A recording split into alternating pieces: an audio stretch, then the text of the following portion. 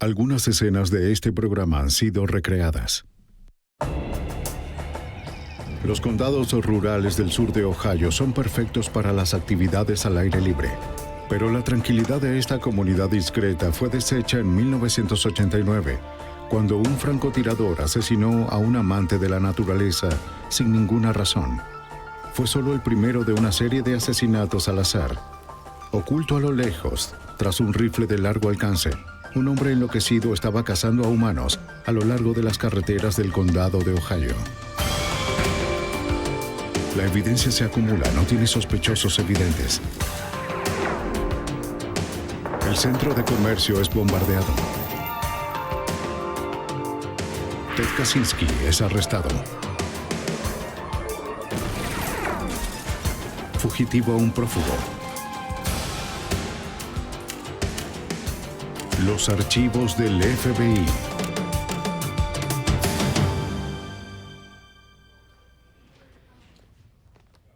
A comienzos de la primavera de 1989, un hombre acechó por los bosques y campos de la zona rural de Ohio. Era un cazador. Un rifle de largo alcance fue el arma de su elección. Pescadores y corredores fueron sus presas. El cazador iba lejos, atacaba al azar y no dejaba pistas. Era tan elusivo como letal. Los investigadores sabían que tenía que ser detenido, pero ninguno sabía cómo. Soy Jill Armstrong, exdirector del FBI en Nueva York. La mayoría de los asesinos tienen una conexión con sus víctimas y un motivo para su crimen, mas no un asesino serial. Sus víctimas son escogidas al azar para satisfacer su necesidad de matar. A menudo viven una vida ordinaria. Sus familiares y amigos ignoran sus pasiones homicidas. Pero los asesinos en serie crean perfiles, tan definidos como las huellas, y cuando se establece una conexión, es solo cuestión de tiempo para atraparlos. Presa humana. Los condados rurales del sur de Ohio son montañosos, rocosos y descubiertos. El lugar tranquilo para los mineros, obreros y agricultores. La clase de lugar donde las personas dejan sus casas sin cerrar y donde rara vez se oye de un crimen violento.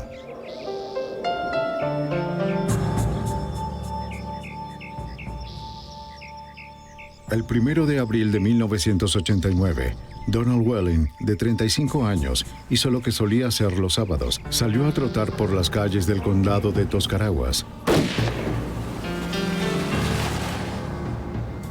Su tranquilo recorrido matutino terminó con solo un disparo. La bala del rifle destruyó el corazón de Welling, matándolo al instante. Las autoridades locales no pudieron encontrar ningún motivo y tampoco evidencia. El rifle jamás fue hallado.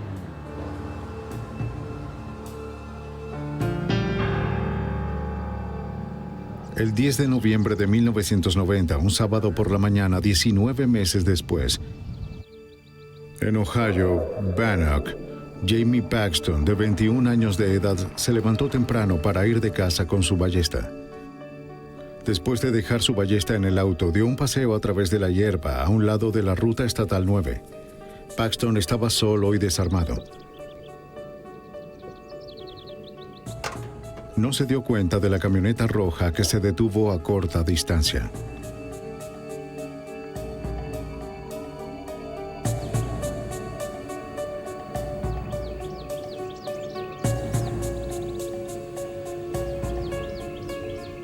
El tirador era cuidadoso y silencioso.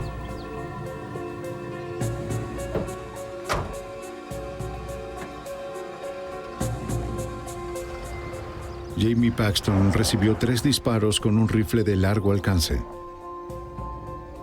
No hubo testigos.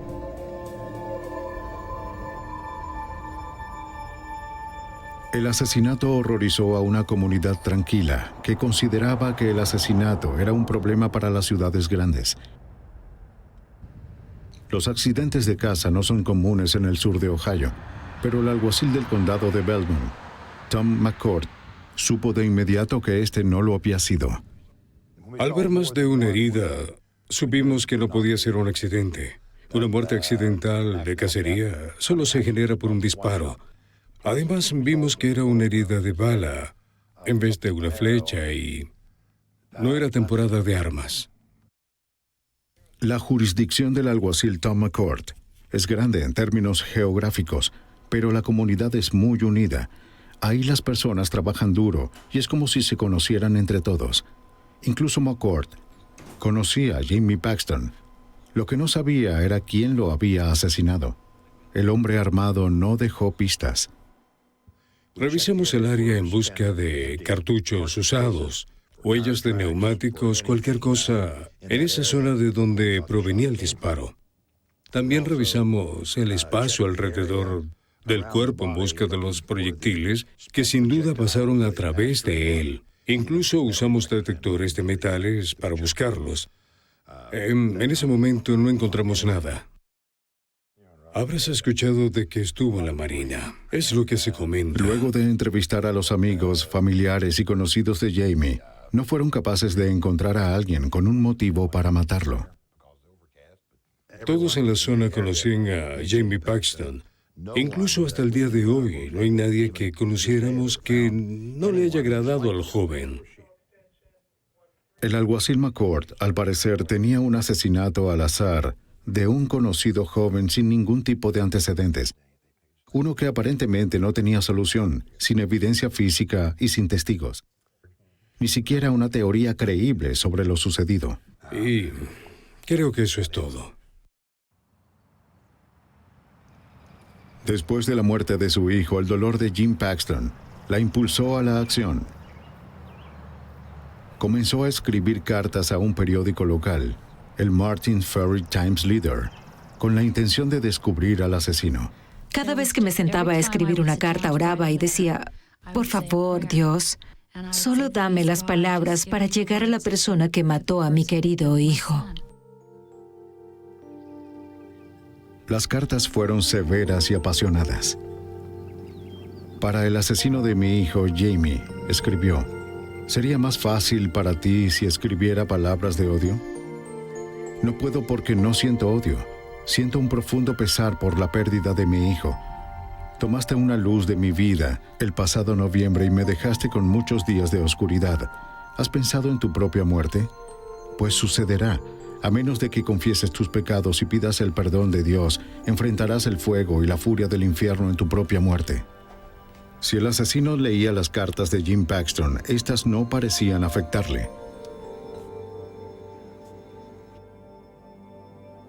El 28 de noviembre de 1990, solo 18 días después del asesinato de Paxton, Kevin Loring, de 30 años, estaba de cacería en el condado de Muskegon, Ohio, a unos 64 kilómetros donde Jamie Paxton había sido asesinado. Mientras sus amigos terminaban de almorzar, Kevin decidió adelantarse.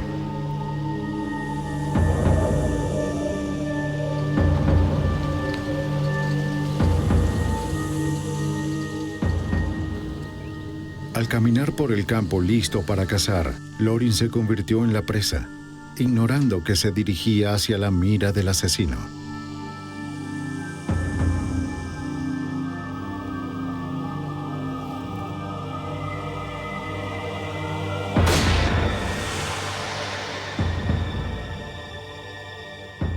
Loring fue asesinado de un solo disparo en la cabeza.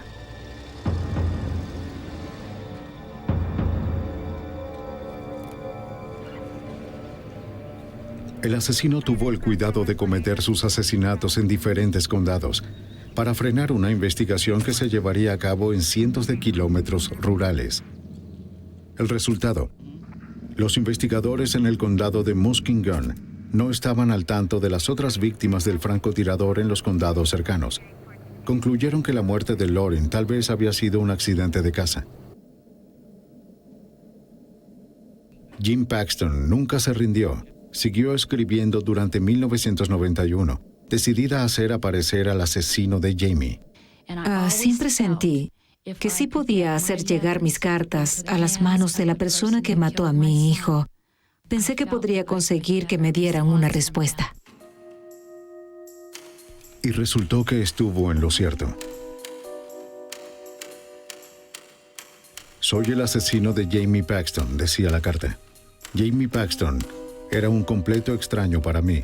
Nunca lo había visto en mi vida y nunca me dijo una palabra aquel sábado. Asesiné a Paxton por un impulso irresistible que se ha apoderado de mi vida. Supe al salir de mi casa aquel día que alguien moriría por mi mano. No sabía quién o en dónde. Luzco como los demás, con una familia, un trabajo y un hogar como usted. Algo en mi mente hace que me convierta en un asesino despiadado sin conciencia. La carta llegó al Martin Ferris Times Leader unos días antes del primer aniversario de la muerte de Jamie. La carta describía el asesinato de Paxton de manera espeluznante. Me encontraba muy ebrio y una voz en mi cabeza me decía, hazlo. Detuve mi auto detrás del de Jamie y me bajé.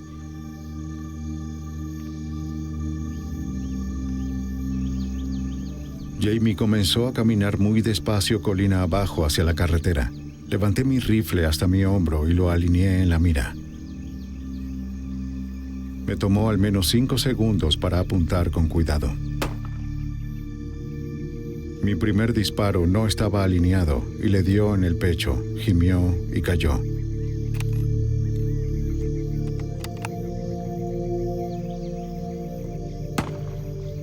Quería asegurarme de que estuviera muerto, así que le disparé la segunda vez entre su cadera y el hombro mientras estaba boca abajo contra el suelo. Tiré del gatillo y le di en la rodilla. No volvió a moverse. 5 minutos después de dispararle a Paxton, estaba bebiendo una cerveza e hice desaparecer de mi mente todo lo que había hecho. Dejé de pensar que le disparé a Paxton, sino a una botella en el basurero. Sé que me odias con todo tu ser y tienes derecho. Pienso en Jamie cada hora del día, al igual que usted.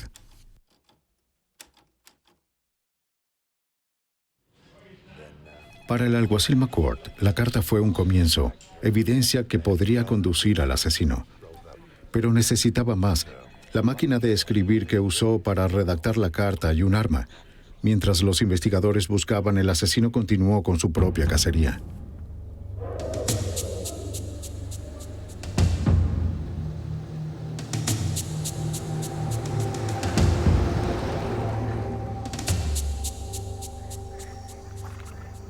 Sábado 14 de marzo de 1992. Claude Hawkins termina su turno de medianoche en la compañía de Pittsburgh Plate and Glass al amanecer. Era un buen momento para pescar y Hawkins fue a un lugar preferido en el río, a un lado de la represa de Creeks.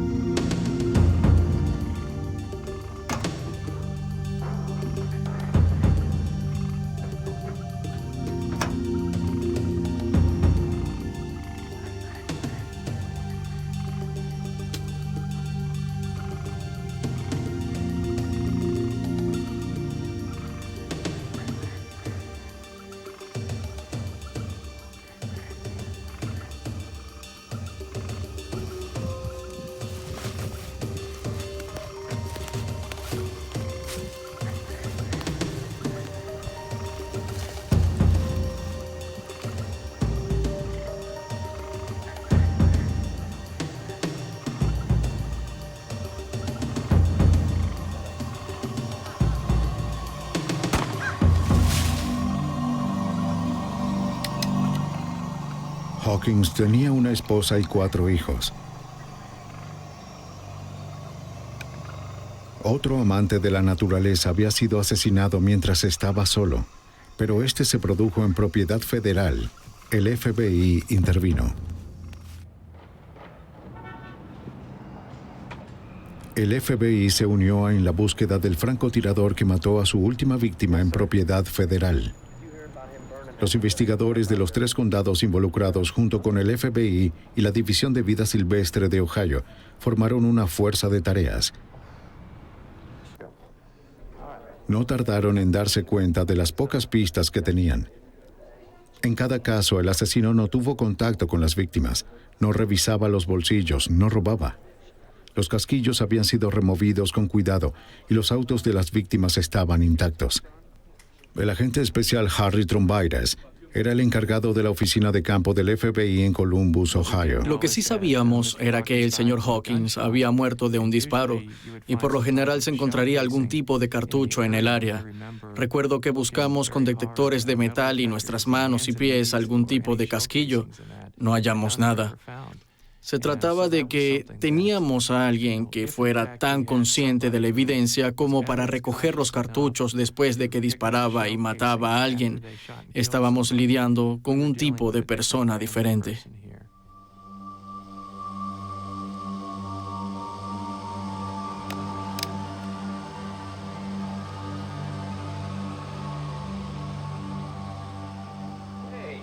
Hola, ¿cómo están? Hola, ¿cómo están? ¿Cómo están? Saludos, ¿qué tal? La Fuerza de Tareas Multijurisdiccional del FBI concluyó que la muerte de Kevin Loring, declarada accidental, se trataba de un homicidio. Señores, tenemos un problema. Muy bien, lo que tengo aquí es... Al analizar los 4 asesinatos, el equipo de investigación notó muchas cosas en común. Amantes de la naturaleza, cazadores, pescadores o corredores, solos en un entorno rural, todos asesinados con un rifle de largo alcance. Todos los asesinatos, excepto uno, ocurrieron un fin de semana y el asesino fue muy cuidadoso para no dejar evidencia. Se hizo más que evidente que una sola persona era el responsable. La Fuerza de Tareas estaba detrás de un asesino en serie. No tenemos... En cuanto comenzaron a movilizarse, el asesino atacó de nuevo. Ninguna evidencia. Sé que podemos atrapar a esa persona. Sé que podemos.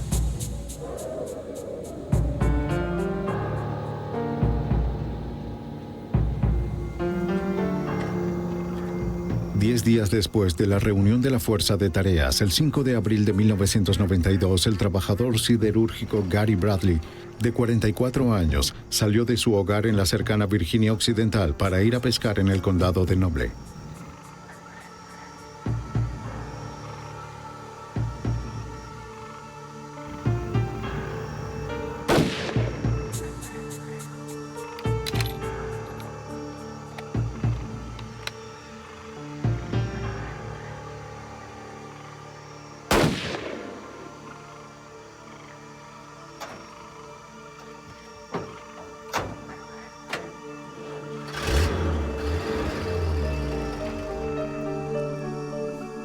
La esposa y los 3 hijos de Bradley nunca volverían a verlo con vida.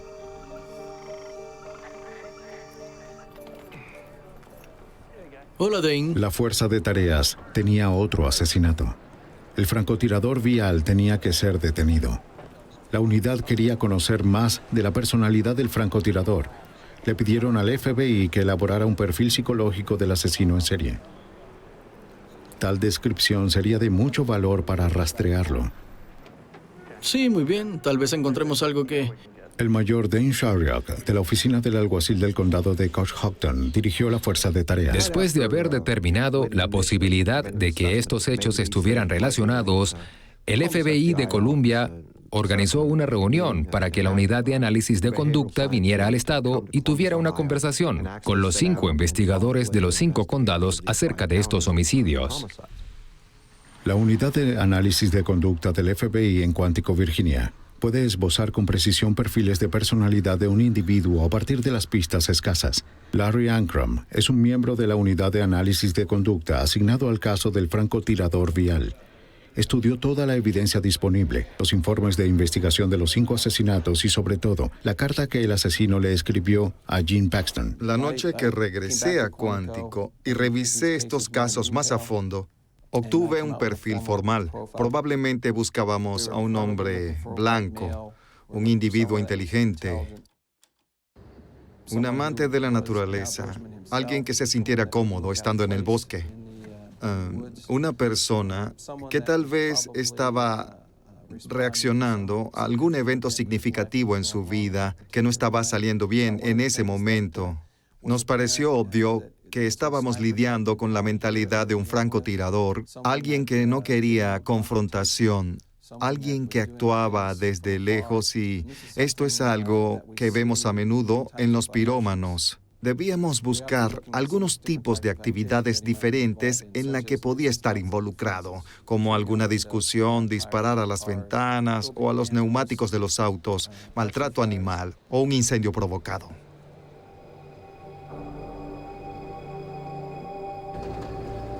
Ankrum creía que la violencia estaba siendo provocada por el estrés y alimentada por el alcohol. Ahora la fuerza de tareas tenía un perfil psicológico del francotirador vial.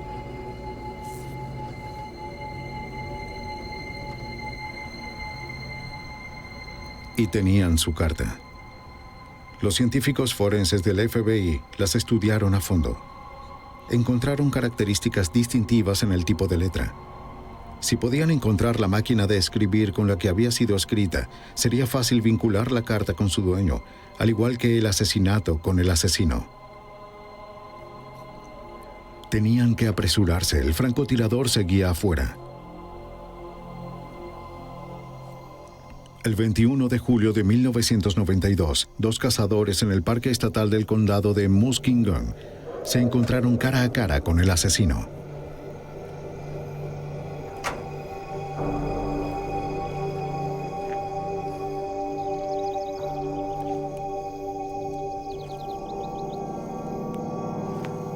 Mientras se movían entre los arbustos, uno de ellos notó algo aterrador.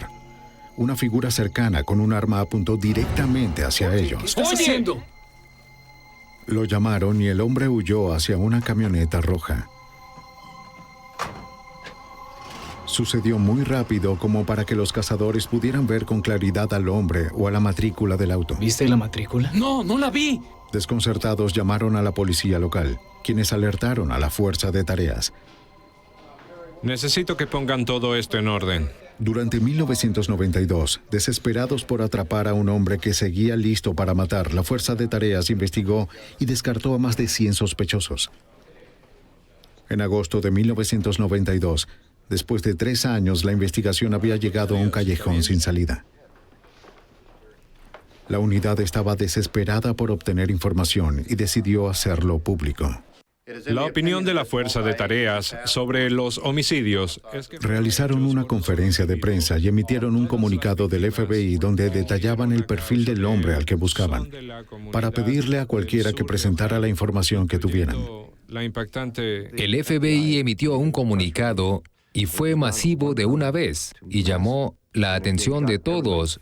Las noticias de las 6, todos estaban mostrando este caso. Los teléfonos empezaron a sonar al instante. Wilson. Una de esas llamadas, recibidas en la sede de la Fuerza de Tareas el 26 de agosto de 1992, les dio una pista. La persona que llamó se llamaba Richard Fry. Dijo que pensaba que la Fuerza de Tareas debía averiguar sobre Thomas Dillon, un amigo de la secundaria. L-O-N. Los investigadores tenían un nombre y a alguien dispuesto a hablar. Un miembro de la Fuerza de Tareas se reunió con Richard Fry en una parada en la Ruta 77. Fui a la secundaria con él, crecimos juntos. Allí Fry le habló sobre su viejo amigo, Tom Dillon.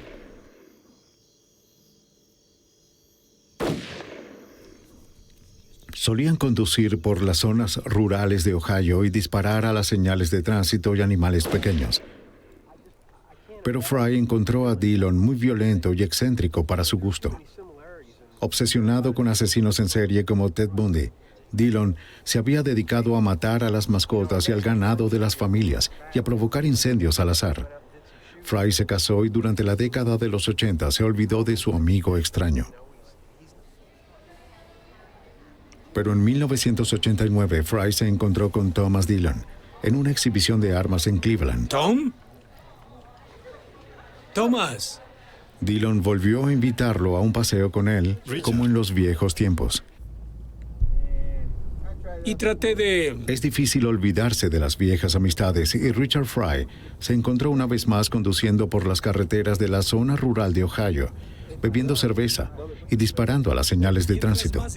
Pero Fry se dio cuenta de que Dillon había empeorado. Dillon le preguntó a Fry si pensaba que él alguna vez había matado a alguien. Nos conocemos desde hace tiempo. Desde hace 27 años. ¿Crees que he matado a alguien?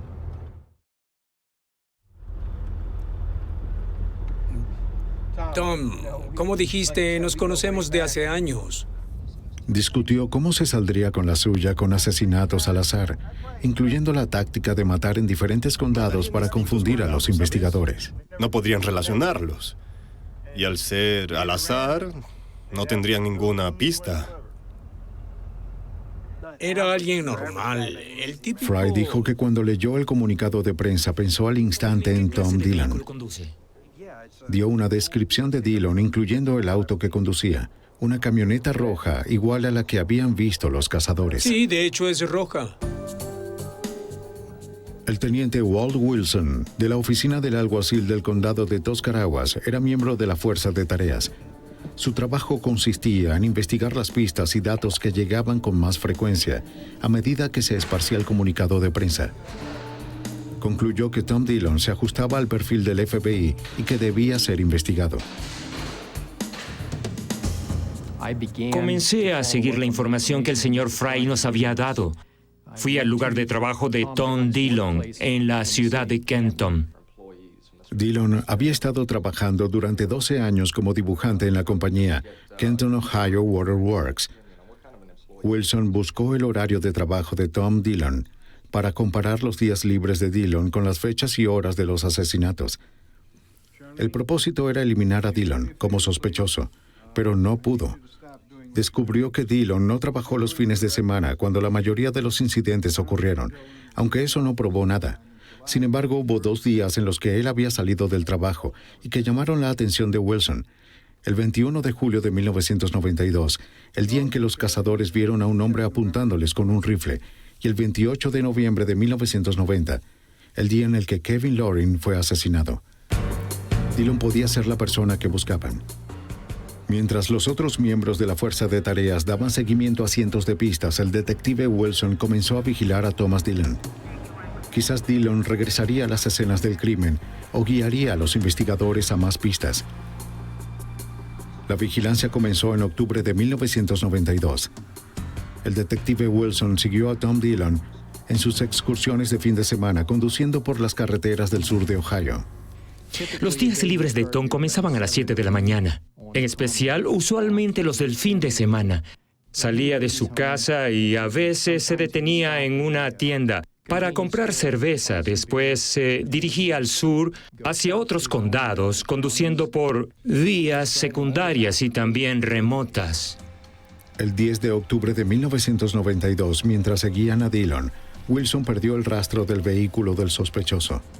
Mientras Wilson daba vuelta en una esquina, se encontró cara a cara con Thomas Dillon. Ante la posibilidad de ser descubierto, Wilson tuvo que pensar rápido. Lo saludé, me saludó y seguimos adelante. Se detuvo al final de la calle para ver si iba a quedarme allí o no.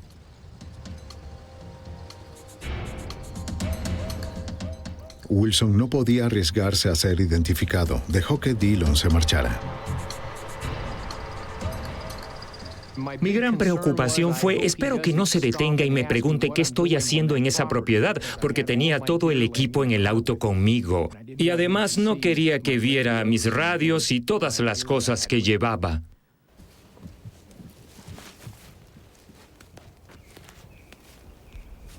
Unos días después, Larry Oler, de Barnham, Ohio, estaba cazando a unos 130 metros de una carretera en el condado de Tuscarawas. Oyó un auto detenerse.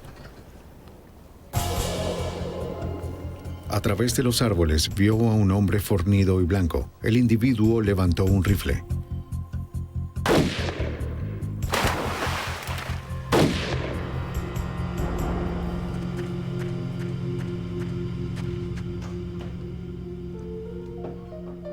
Oler salió ileso y observó con terror mientras la camioneta se alejaba.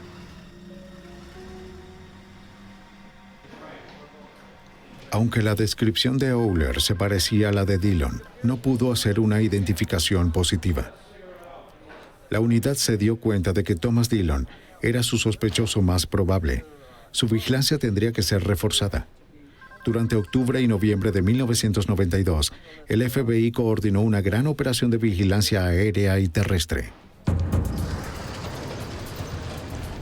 Observaron a Dillon disparando a señales de tránsito y rompiendo ventanas de autos con rocas, el tipo de vandalismo descrito en el perfil del FBI. Pero si arrestaban a Dillon por vandalismo, podrían no reunir la evidencia necesaria para arrestarlo por los asesinatos. Es difícil seguir a alguien en una carretera despejada en plena luz del día. Había mucho en juego. Si Dillon intentaba otro asesinato y el FBI no estaba en el lugar correcto, podrían tener otra víctima. Si arrinconaban mucho a Dillon, podrían ser descubiertos y Dillon se escondería. La vigilancia terrestre tenía que guardar distancia de Dillon. Sigan su rastro. El agente Trombayras y el capitán Shryock dependían de la vigilancia aérea como sus ojos y oídos. Actuarían si algo sucedía. Sigue conduciendo, no se ha desviado. Un día el equipo de vigilancia se enfrentó a su peor temor. Trombayras y Shryock estaban muy lejos de Dillon cuando la vigilancia aérea envió una alerta. Cerca de Dillon, en la carretera, se encontraba la víctima perfecta de un francotirador, un corredor. Esta vez una mujer sola, en un entorno natural. Si Thomas Dillon era el asesino, la corredora sería una víctima irresistible. ¡Vayan tras él! Muy bien. Trombayras y Shryock se pusieron nerviosos. Esperando lo peor, se dieron prisa. Dillon también siguió justo hacia la corredora. Sí, está muy cerca de ella. ¿Qué tan cerca? ¡A pocos metros! ¡Va por ella! Conduciendo a toda velocidad, Trombayras y Shryock le preguntaron desesperados a los agentes en el avión en dónde estaba y si se estaba deteniendo. Les respondieron, Dillon se está acercando. No hay nadie alrededor. Los agentes aceleraron aún más. Otro mensaje desde el avión. Dillon se está deteniendo cerca de ella. Los agentes contuvieron la respiración.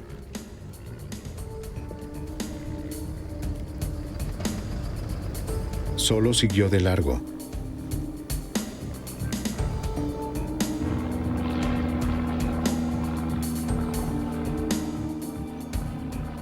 La sensación de alivio duró pocos segundos. El avión comunicó por radio que Dillon dio un giro a la derecha, hacia un camino más corto. La unidad aérea se quedó con él dirigiendo a Trombayras y Shryock hacia dónde ir. Es cierto, sigue ahí. Luego volvió a girar a la derecha. ¿Estaría intentando regresar? ¿Volvió a girar a la derecha, lo ven? Negativo, no lo veo. Le preguntaron al piloto si la corredora seguía allí. ¡Vamos, vamos! Dillon continuó doblando en cada esquina hasta que regresó al camino. Su giro en U preocupó a los agentes. Estaba volviendo por ella. Otro giro. Va por ella. Trombayras gritó por su radio, ¿dónde está la corredora? Y respondieron, no podemos ver a la corredora. Pero los agentes sabían que ella tenía que estar en un lugar cerca de Dillon. Si él la volvía a ver, estaban seguros de que la mataría. ¿Qué está haciendo? Se está deteniendo, se está deteniendo.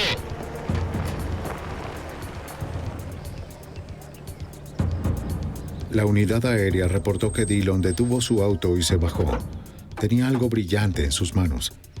¿La mataría delante de ellos? No se podía ver a la corredora desde el aire, pero eso no significaba que no estuviera allí. ¿Qué está haciendo? Los agentes en el auto oyeron disparos y temieron que Dillon hubiera atacado de nuevo mientras lo vigilaban. Pero el avión informó por radio que Dillon estaba disparando a una señal de alto. La corredora se había salido del camino. Estaba a salvo sin saber de su encuentro cercano con Thomas Dillon. Eso creo. El juego del gato y el ratón comenzó a agotar a los miembros de la fuerza de tareas. Había mucha presión. Nos preguntábamos si este sujeto saldría a matar a alguien y no seríamos capaces de detenerlo. Y sabíamos de la probabilidad de que él fuera el responsable. Uno trabaja de 14 a 16 horas diarias viviendo en un auto, bebiendo exceso de café y comiendo mal. Es abrumador, mucha tensión. Pero la red siguió cerrándose en torno al sospechoso. El asesino en su carta enviada al periódico había admitido su preocupación por la muerte de Paxton y de haber visitado su tumba. Los investigadores revisaron el video de la tumba de Jamie Paxton grabado el 10 de noviembre de 1991, el primer aniversario de su muerte. Mucha gente presentó sus respetos aquel día, pero la curiosidad más que el respeto fue la agenda de un visitante fotografiado, Thomas Dillon. Los investigadores reconocieron de inmediato al hombre que habían estado siguiendo. Sin duda, él era el francotirador, pero para conseguir su condena necesitaban evidencia sólida para incriminarlo. Tiene que salir en algún momento. Ahí está. Después del segundo aniversario de la muerte de Jamie Paxton, en 1992, la vigilancia observó a Thomas Dillon ingresando al edificio del Times Leader. Compró una copia del periódico anterior con todos los detalles del funeral de Paxton. El FBI tenía evidencia circunstancial sólida sobre Thomas Dillon, pero carecían de evidencia física como una bala, una pistola o una máquina de escribir para vincularlo a solo una de las víctimas.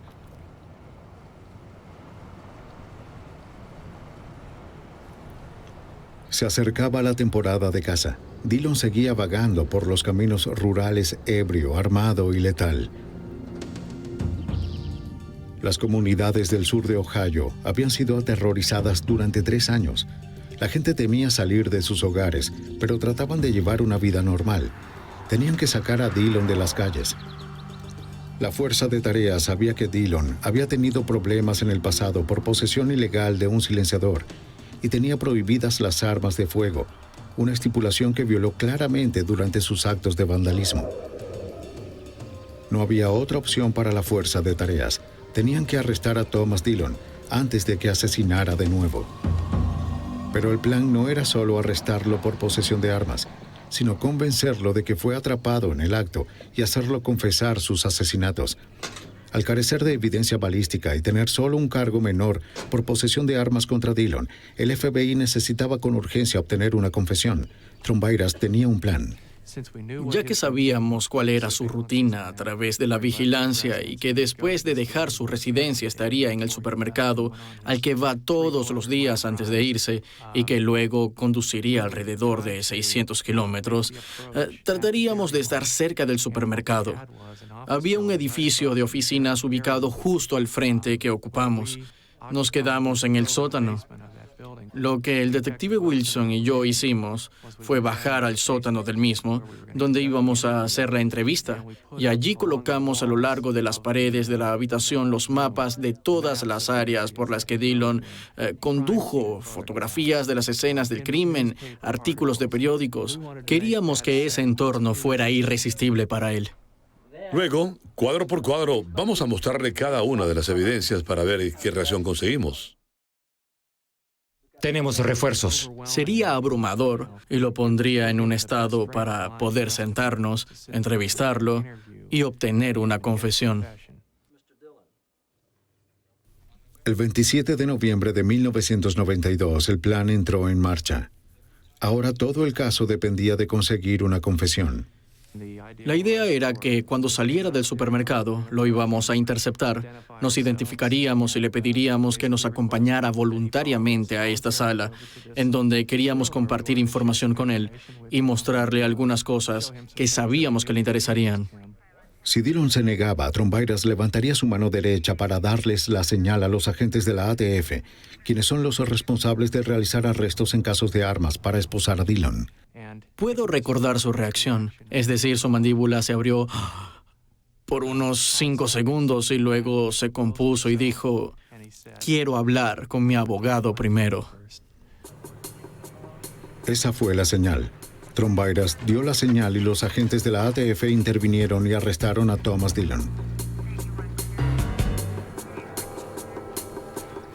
Dillon no se percató, pero fue una derrota amarga para el FBI. Trombairas pensó que había fallado. A pesar de toda la evidencia que había reunido, a pesar de su certeza de que tenían al francotirador vial, temía que alguien que había asesinado 5 veces fuera liberado en poco tiempo por un cargo menor de armas. En el momento del arresto de Dillon, otros miembros de la Fuerza de Tareas estaban ejecutando una orden de allanamiento en la casa de Dillon. Al fin, el FBI sintió que encontrarían la evidencia física que tanto necesitaban para vincularlo de una vez por todas con los asesinatos. Pero no fue así. Para su sorpresa, los investigadores no encontraron nada para incriminarlo, salvo algunos mapas con lugares marcados con incendios y sitios vandalizados. Dillon se rehusaba a hablar. Lo estaban reteniendo, pero no había nada que pudieran hacer. Ya todo se había acabado, hasta que dijo que quería hablar con su abogado. Por lo que regresamos al restaurante y bebimos una taza de café y de repente nos dijo que quería hablar con nosotros. Así que Walt y yo nos subimos a nuestro auto y llamamos a la cárcel del condado de Stark. Trombayras y Wilson confrontaron a Dillon con una evidencia tras otra, fotografías, cintas de videos, recortes de periódicos mostrando su relación con los asesinatos. Sacaría una evidencia a la vez y se la mostraría. Y como lo habíamos sospechado, estaba muy interesado en la información que teníamos. Las imágenes de la vigilancia, las fotos de la escena del crimen, los disparos a los animales que encontramos a lo largo de las carreteras y eso. Se podía notar que él estaba fascinado con eso. Fascinado, pero sin hablar, Dillon dijo que no serviría de nada admitirlo ahora. Otro callejón sin salida para el FBI. El abogado de Dillon argumentaba que se le debía perdonar la cárcel por el cargo de armas. Ahora, a menos de que surgiera algo, Thomas Dillon tendría que ser liberado. Muchas gracias a los medios de comunicación por haber venido hoy. Ahora la unidad especial estaba luchando contra el reloj. Desesperados por evidencia física, realizaron otra conferencia de prensa recurriendo al público por cualquier información sobre armas que pudieran haber comprado o vendido a Thomas Dillon. Mientras tanto, el miembro de la Fuerza de Tareas, Jerry Wade, de la División de Vida Silvestre de Ohio, estaba siguiendo una pista. Un testigo llevó a Wade a un lugar en donde hace un par de años vieron a Thomas Dillon disparar su arma. Wade esperaba que eso lo condujera a alguna evidencia balística para vincular a Dillon con uno de los asesinatos. Esta persona nos hizo notar que había visto a Thomas Lee Dillon dispararle a este ciervo con un rifle y pensó que este podría ser uno de los que usó.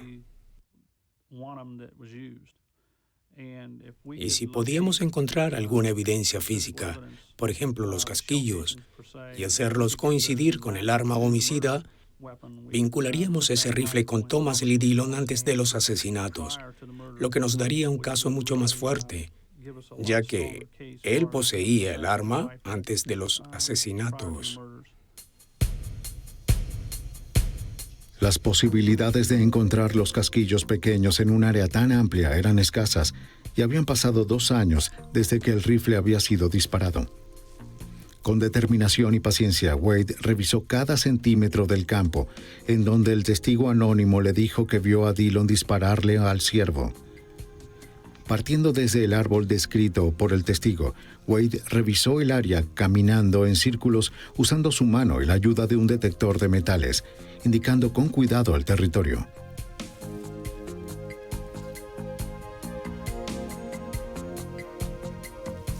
Milagrosamente, Wade hizo un gran hallazgo. Encontró 2 casquillos de balas de rifle que serían identificados como provenientes de la misma arma usada para matar a Gary Bradley y a Claude Hawkins. Al fin, una conexión física con los asesinatos.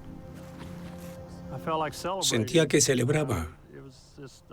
No podía creer que los hubiera hallado después de tanto tiempo, desde el tiroteo y el incidente. Además, que la persona no supiera la ubicación exacta del árbol. La escena había cambiado desde que él estuvo allí. Eliminaron una hilera de vallas del área. Me sentí muy afortunado de encontrarlos y sentí que era el momento de celebrar. Es como si me hubieran dado un regalo. Mientras tanto, la publicidad de la conferencia de prensa pidiendo ayuda al público estaba a punto de dar resultado.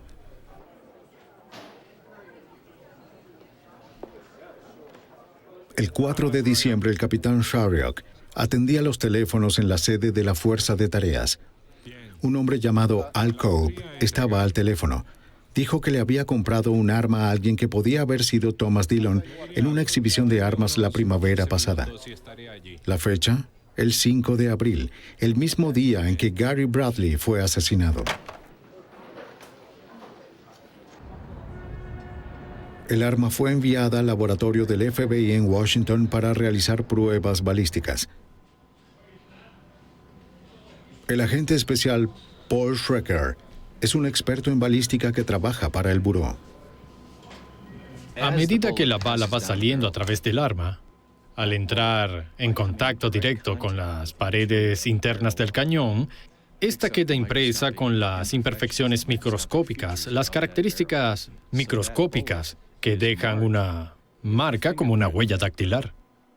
Los fragmentos de las balas tomados de los cuerpos de Gary Bradley y Claude Hawkins fueron examinados por los laboratorios del FBI. Un pedazo de bala puede seguir siendo valioso para la comparación, aunque pueda fragmentarse y quebrarse como resultado del impacto en la víctima, y solo se recuperen los pedazos. Estos fragmentos todavía están marcados. Aún tienen las impresiones del interior del cañón del arma, y se pueden usar para hacer una comparación positiva o una identificación.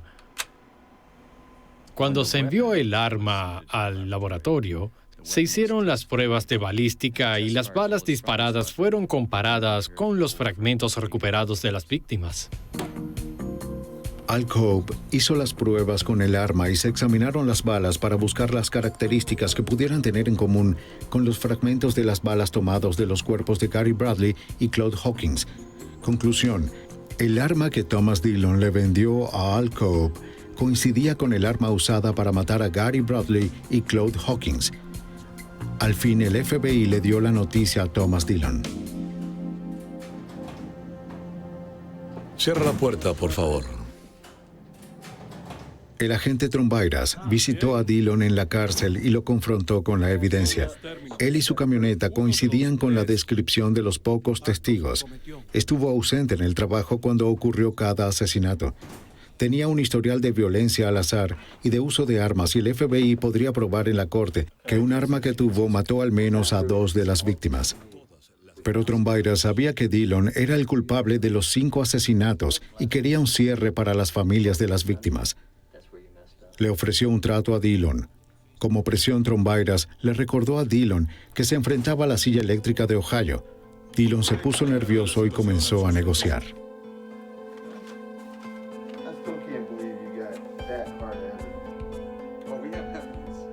Thomas Dillon se reunió con los fiscales en junio de 1993.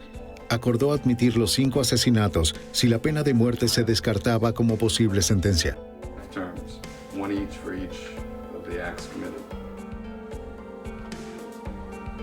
El 9 de julio, Dillon confesó todo a los fiscales para salvar su vida.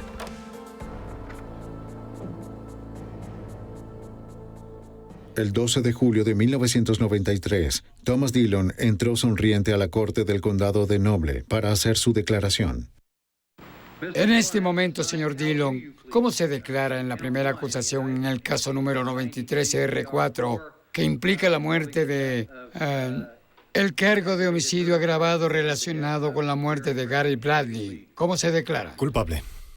Con las familias de las víctimas observando, Dillon confesó haber asesinado a Donald Welling, Kevin Lauren, Claude Hawkins, Gary Bradley y Jamie Paxton. Seguía sonriendo y sin arrepentirse cuando salió de la corte.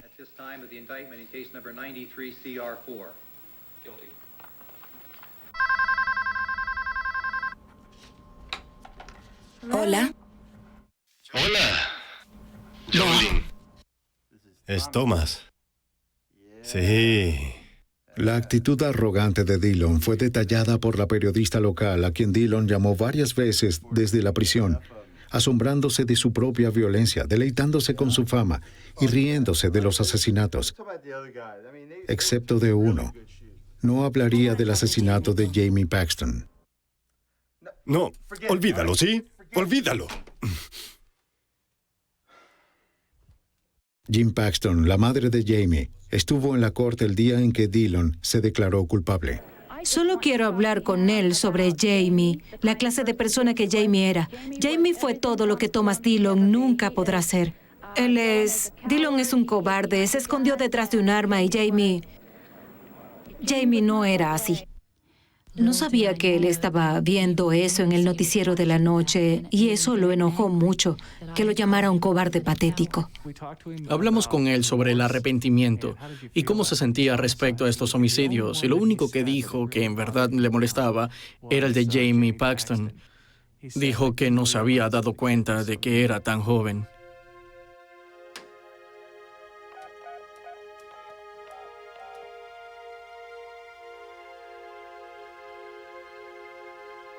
Hola, señora Paxton. Es Thomas Dillon.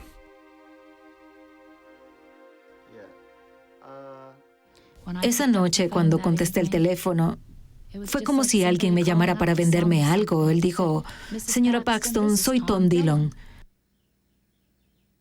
Fue lo que pude comprender, el tono de su voz, la manera en la que habló, aún se mostraba arrogante.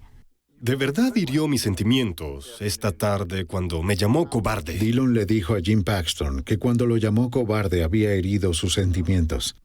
Pienso que no obtuvo lo que él esperaba de mí. Creo que Thomas Dillon podría haber manejado el llanto, los gritos, los sobrenombres, las maldiciones, todas esas cosas. Creo que él podía manejarlo, pero yo no me reduje a ese nivel. Le hablé como madre y pude comprender todo lo que le había pasado a Thomas Dillon. Bueno, lo entiendo. Sí. Después de 3 años, Jim Paxton se sintió reivindicada. Me sentí realmente bien. Salí de la casa por la puerta del frente y por primera vez en 3 años sentí que era libre. Me liberé de Thomas Dillon. Sentí que lo había derrotado con palabras y lo hice todo por Jamie. Thomas Dillon dejó en claro que no quería ir a la prisión de Lucasville, la más difícil de Ohio. Así que Jim Paxton, a través de una petición, se aseguró de que Dillon fuera enviado a donde se le dijo.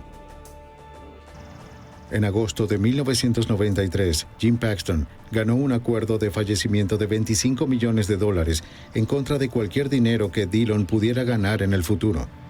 La esposa de Dillon había estado tratando de vender su historia a Hollywood. Paxton y el senador estatal Bob Nye aprobaron la cláusula Paxton, que prohíbe que los asesinos o sus familiares se beneficien del crimen. Thomas Dillon permanece en la prisión de Lucasville. Podría salir en libertad condicional en 165 años. Algunas escenas de este programa han sido recreadas. Era un día como cualquier otro para Cheryl y Paul Chapman, hasta que el silencio de un tranquilo domingo por la mañana se rompió con una llamada. La hermana de Cheryl, Nancy, no llegó al trabajo y los intentos de contactarla por teléfono fueron infructuosos. Los Chapman, Nancy, al sentir que algo no andaba bien, corrieron a su apartamento.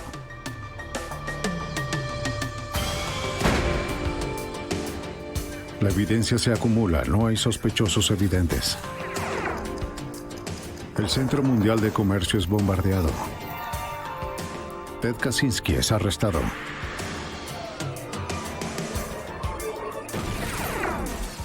Fugitivo a un prófugo.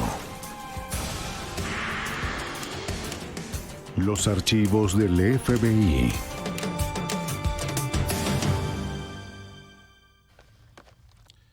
Hay asesinos sigilosos que matan con una precisión casi clínica. Otros reaccionan por impulsos violentos, dejando su ira en la escena del crimen. Sus comportamientos demuestran quiénes son ellos realmente.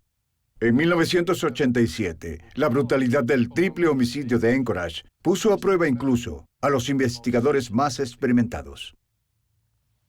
Soy Jill Canstrom, exdirector del FBI en Nueva York.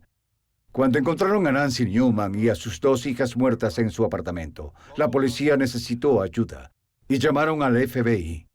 Había pistas por todas partes, pero ninguna era concreta. Los agentes sabían que para este caso, debían descubrir cómo pensaba el asesino.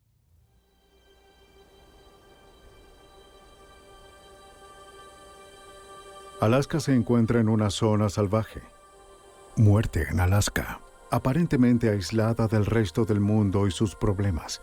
Sus habitantes están unidos por la belleza de sus paisajes y el respeto mutuo por la naturaleza autosuficiente de la comunidad.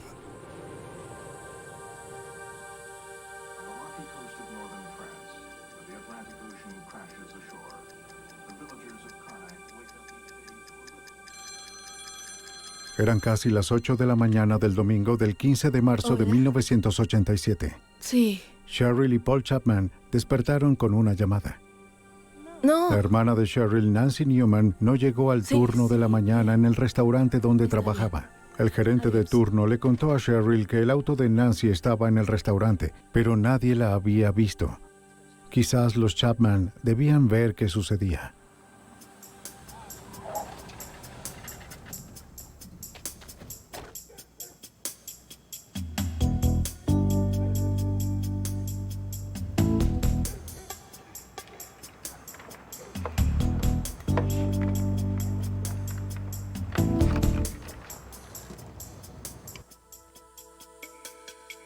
Cuando Paul y Cheryl llegaron al apartamento de Nancy, sintieron que algo estaba mal.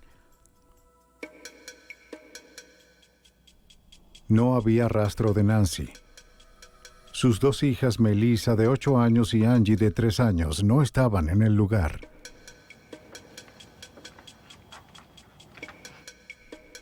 Las tazas de café seguían en el fregadero desde la visita de Cheryl del viernes. Las sobras del desayuno seguían en la mesa.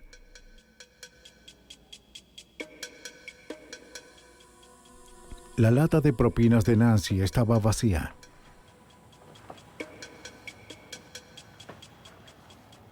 Y una colilla de cigarrillo distinta a la marca que Nancy fumaba estaba en el cenicero.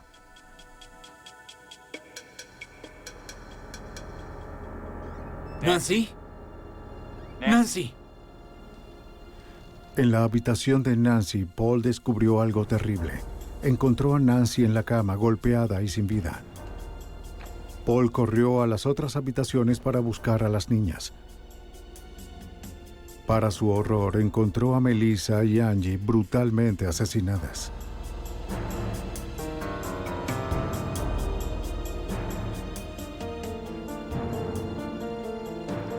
¡Vamos! ¡Vamos! ¡No! ¡Vamos! ¡Nancy! ¡No! ¡No! ¿Emergencia? Sí, necesita ayuda, por favor. ¿Cuál es el problema? Es un homicidio. ¿Dijo un homicidio? Mi cuñada no fue a trabajar hoy. Nos llamaron a nuestra casa para decirnos y vinimos a ver qué sucedía. ¿Qué sucedió? La encontré en la cama. ¿Qué dice? Es horrible. Envíen a alguien, por favor. Señor, ya enviamos a alguien para allá. No. Dios, por favor.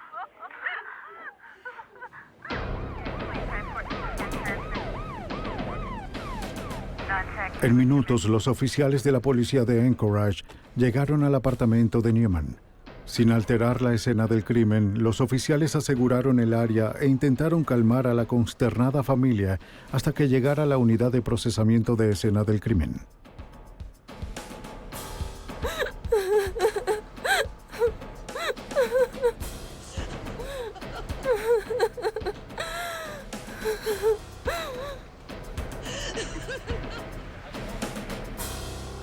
¿Es ella? Lo que encontraron fue espantoso. Nancy y Melissa Newman parecían haber sido golpeadas y estranguladas. La garganta de Angie Newman tenía un corte tan profundo que casi fue decapitada. Bien. ¿Hay algo? Aún nada. Es una escena. El oficial Bill Gifford de la policía de Anchorage estaba en la escena. El impacto de un caso como este es muy frecuente. Es difícil expresarlo en palabras. Estamos acostumbrados a trabajar con casos de homicidios y agresiones graves, y sobre todo creo que la comunidad se vuelve, quizás, no insensible, pero está acostumbrada a este tipo de cosas. Se trata de un asesinato más. Sin embargo, las personas no están preparadas para algo de esta magnitud. Los asesinatos fueron tan terribles que incluso perturbó a los oficiales experimentados. Es impactante para el público y también afecta a los investigadores y oficiales que trabajan en el caso porque no están acostumbrados a ver, como lo mencioné, cosas de esa magnitud. El cuerpo de Nancy Newman estaba sobre su cama con su bata levantada hasta el pecho. Tenía abrasiones en su nariz, mentón y frente, y una de sus rodillas estaba lastimada. Había manchas de sangre al pie de la cama. Y un par de guantes color verde oliva en la cómoda. Sí, estas son las huellas y... Bill está allá arriba. Estamos... Bien. Encontraron a Melissa Newman de espaldas en medio de su habitación. Tenía una funda de almohada ensangrentada bajo su cuello. Otra funda de almohada ataba sus brazos. 0999. Angie Newman, de 3 años, yacía en una piscina de sangre en el piso de su habitación, rodeada por sus libros favoritos. Hay una mancha de sangre ahí. Alguien estuvo ahí. Los patrones de manchas de sangre suelen dar pistas. Las posiciones de la víctima y el asesino. Los movimientos de las víctimas. Y el número de golpes pueden ser reconstruidos por un investigador experimentado. En este caso en particular, eso nos ayudó a establecer el orden de los sucesos. Las manchas encontradas en la cama de Nancy Newman sugieren que ella y Melissa fueron arrastradas hasta la habitación de su madre donde fueron agredidas. Las manchas en la alfombra del pasillo indican que Melissa fue llevada a su habitación y asesinada allí.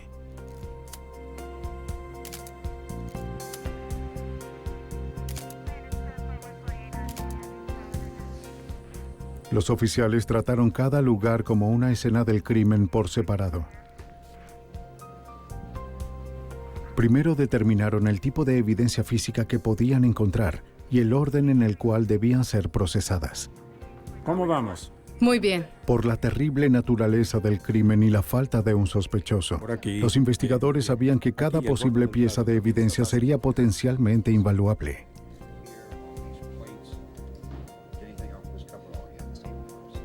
Genial, es grandioso. El sargento detective Michael Grimes estaba a cargo de la unidad de homicidios, agresiones y robos del Departamento de la Policía de Anchorage. Sabía que estaría en aquella escena del crimen por horas, horas y horas. Esto es lo que de inmediato identificamos como un caso forense.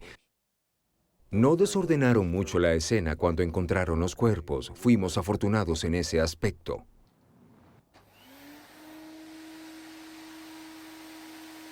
A menudo los investigadores hallan evidencia en áreas comunes de la casa. A veces las fibras y cabellos debajo de las alfombras pueden ayudar a encontrar al sospechoso. Para una cobertura total, los investigadores dividieron cada habitación en cuadrantes y aspiraron cada sección.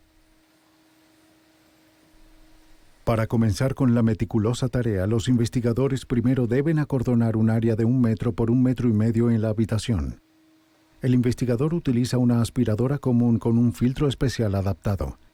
A medida que se aspiran los restos del piso, estos viajan por un pequeño tubo hasta un punto de recolección. Allí quedan atrapados en papel de filtro limpio. Una vez que el cuadrante de la habitación ha sido revisado, se retira el filtro y se coloca en un contenedor de evidencias.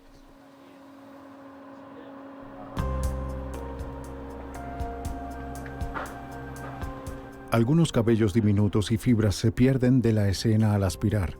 Por eso se utiliza un láser argón portable, el cual hace que los cabellos y fibras puedan fluorecer al estar expuestas a la luz del láser.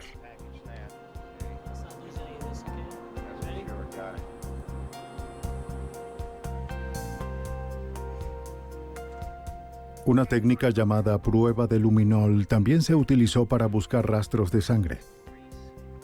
Si hay sangre, el aerosol de luminol hará fluorecer la proteína en ella, haciendo que sea visible para los investigadores. Justo aquí. Toma una foto. Muy bien, dame espacio. Analizábamos la escena y buscábamos rastros invisibles o patrones de sangre invisibles y encontramos una muestra luminiscente que pudimos fotografiar. También sabíamos que faltaba un cuchillo de la cocina. Tomamos uno de ellos, del juego de cuchillos, y encontramos que coinciden en longitud y anchura a la muestra de luminol que teníamos. Adelante, revisa el baño. El aspecto de la escena indicaba que el asesino tomó a las víctimas por sorpresa. Primero déjame revisar esto antes de que lo empaques. Veamos qué hay adentro. Al parecer, la rutina matutina de Newman de repente fue interrumpida, quizás indicando que ellas conocían al asesino. Bien, excelente. Buen trabajo. Una gran incógnita fue el incentivo. En la escena, Cheryl le dijo a la policía que Nancy no tenía enemigos. Como camarera era popular entre sus colegas y clientes, amigable sin ser insinuante. ¿Y cuál motivo explicaría la ira impuesta sobre las niñas Melissa de 8 años y Angie de 3 años? ¿Cómo les fue? ¿Se divirtieron? Sí, nos ¿Todo divertimos. Un robo era poco probable. Para los investigadores era obvio que el apartamento no había sido saqueado ni desordenado. Los investigadores tuvieron dificultad para encontrar una pista sólida. Sí, ocurrió de esa forma. Pediremos una... El detective Bill Reader manejó el caso desde el principio. La pista inicial se obtuvo de la misma escena al encontrar que la entrada no fue forzada. Eso nos llevó a buscar a personas que tenían acceso al apartamento y que conocían a las víctimas. De inmediato comenzaron los interrogatorios. Vecinos, familiares y amigos, cualquiera que pudiese tener información.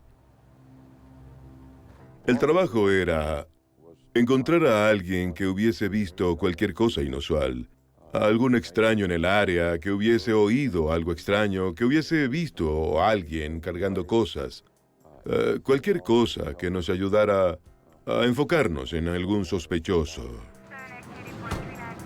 Los miembros de la familia casi siempre son sospechosos al inicio de la investigación. Paul Chapman no era una excepción, aunque no tenía a nadie que respaldara su coartada, la cual era que estuvo solo todo el sábado. Su reacción al descubrir los cuerpos fue claramente de trauma y de pérdida.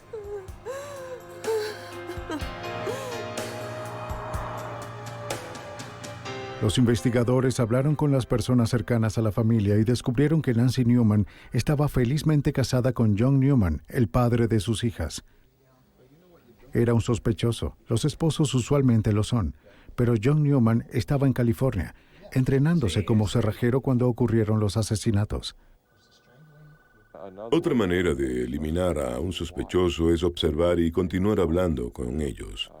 John nunca nos dio una indicación diferente a la de querer la resolución del caso.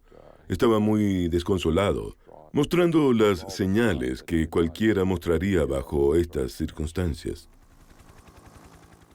Ya que los Newman vivían en un complejo de varios apartamentos, el detective Grimes sabía que entrevistar a los vecinos en el área cercana sería una tarea difícil.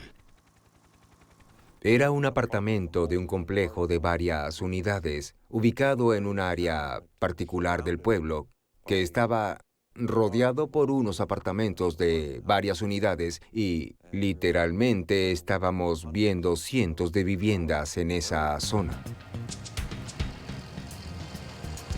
La unida comunidad de Anchorage quedó impactada por la brutalidad de los asesinatos. Los investigadores policiales, sin tener experiencia en crímenes de esta magnitud, se hacían la pregunta más aterradora de todas. ¿Podría ser un asesino en serie? La policía se sentía presionada para trabajar rápido. ¿Qué tipo de persona cometería este crimen? ¿Existía algún significado en la forma en que estas personas fueron asesinadas que pudiese darnos pistas de a quién estábamos buscando? Y de forma inmediata, yo diría que en 1 o 2 días obtuvimos gran ayuda del FBI. Rápidamente los investigadores se dieron cuenta que necesitaban determinar el tipo de individuo responsable por los asesinatos. Fueron con la unidad de análisis del comportamiento del FBI en Quantico, Virginia. El agente especial Jude Ray recibió la llamada. Como perfilador de la unidad, el trabajo de Ray era asistir a los investigadores en la búsqueda de los peores asesinos de los Estados Unidos. Para hacerlo, Ray debía entender la manera de pensar de los asesinos. Buscábamos los actos y acciones de los individuos después de lo ocurrido e intentábamos predecir el tipo de personalidad, por así decirlo, de una vista compuesta de qué tipo de ser humano pudo haberlo hecho. A través de evaluaciones detalladas de las fotos y reportes policiales de la escena del crimen, Ray le suministró a los investigadores una descripción psicológica del asesino. Es una escena del crimen desorganizada. Hablo de baja autoestima, todo el tipo de cosas que diría sobre este tipo de personas, que ha sido, la sociedad lo ha rechazado a través de los años y ahora es su momento de rechazar a la sociedad. Ray le dijo a los detectives de Anchorage que este hecho podría repetirse. Este incidente en particular lo alarmó mucho, en particular por ser 3 víctimas al mismo tiempo que eran niñas, que en mi opinión también dijo, necesitamos trabajar en esto de inmediato porque al parecer esta persona está fuera de control y existe la posibilidad de que lo vuelva a hacer en un futuro no muy lejano.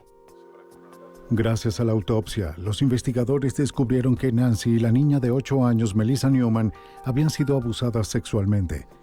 Basándose en esta información y las características del crimen, Ray concluyó que este criminal violento podría tener una historia de abusos sexuales. Sería un hombre blanco de entre 20 y 25 años, un fracasado. A raíz de las conclusiones de Ray, los investigadores comenzaron a reducir la lista de posibles sospechosos. Entre ellos estaba un joven que recién se mudaba a pocos metros del apartamento de los Newman. La policía también interrogó a Kirby Anthony, el sobrino de 23 años de John Newman. Anthony tenía una coartada para la mañana del sábado del 14 de marzo, pero el vecino no. La enorme ira infligida en ellas, que casi decapitó a la niña de 3 años de edad, implica para mí que no hay algo en mi mente que pueda darme un motivo suficiente que explique toda esta ira proveniente de un extraño. La insistencia de Ray al decir que el asesino conocía a las víctimas hizo que los investigadores desviaran su atención del hombre que vivía cerca. Los vecinos y amigos de los Newman confirmaron que el joven no conocía a Nancy Newman ni a sus hijas. Ya que hablé sobre la familiaridad, alguien cercano a la familia, alguien que la conocía, alguien que tenía algún tipo de relación con ella, quizás alguien que fue rechazado por ella. De hecho, dijeron que había un sobrino que les venía a la mente. Mientras los investigadores seguían interrogando a los posibles sospechosos, la cantidad de evidencia recolectada de la escena estaba agotando los límites del Laboratorio de Criminalística Estatal de Alaska. Una vez más, la policía de Anchorage acudió al FBI. La evidencia fue enviada al Laboratorio de Criminalística del FBI en Washington, D.C. El caso fue entregado al experto en cabellos y fibras, Doug Diedrich. Diedrich comenzó clasificando la evidencia buscando algo que vincule a un sospechoso: cabellos, fibras, partículas de vidrio, tierra, pintura. Lo que sea que haya podido trasladarse durante el contacto violento del asesino con sus víctimas. En total, creo haber revisado entre 300 y 400 objetos recolectados en la escena del crimen de las víctimas, de la eliminación, muestras de distintas personas como sospechosos, familiares o posibles conocidos. Las fibras son extrañamente difíciles de rastrear y como nadie sabía qué vestía el asesino durante el homicidio, no había ninguna base para comparar las fibras recolectadas. La diversidad que existe es infinita. Por eso, cuando un individuo, en un caso en el que, por ejemplo, utilice un tipo de ropa en particular, transfiere material fibroso, el mismo será considerado como evidencia única. A pesar de que quizás haya hecho numerosas prendas del mismo tipo al salir al público, este material se dispersa y es como una gota de aceite en el océano. Solo está allí, pero es difícil de encontrar. Diferentes fibras, llegando a ser una cantidad de evidencia menor a un dedal, fueron recolectadas en todo el apartamento de Newman. Sin embargo, la experiencia de Dietrich en traslado de fibras le permitió reconstruir los movimientos del sospechoso durante el crimen, dándole a los investigadores una imagen más clara de lo que en realidad ocurrió en el apartamento.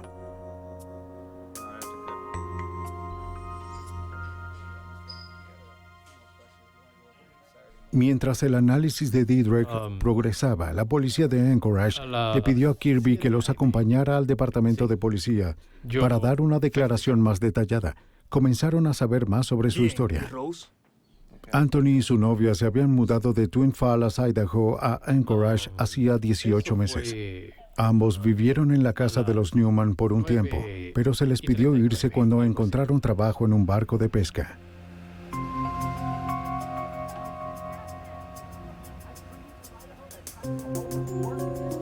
Lo sé, pero no estamos casados. Él y su novia se separaron mientras trabajaban en el barco luego de que Kirby la acusara de tener una aventura con el capitán. No, por favor, no.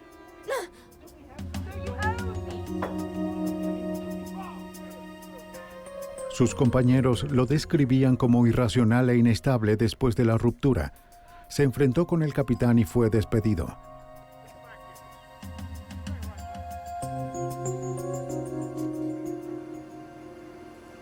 Regresó solo a Anchorage el 14 de febrero de 1987.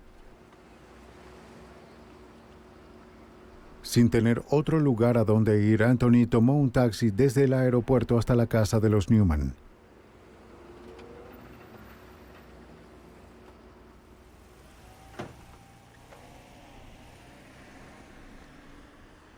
A través de la ayuda continua de Cheryl Chapman, la policía descubrió que John Newman se enfadó al saber que su sobrino había regresado a su casa durante su ausencia.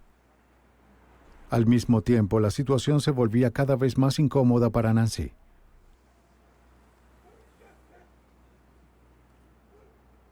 Luego de unas semanas, le pidió a Anthony que se fuera. Se mudó con un conocido, Dan Grant.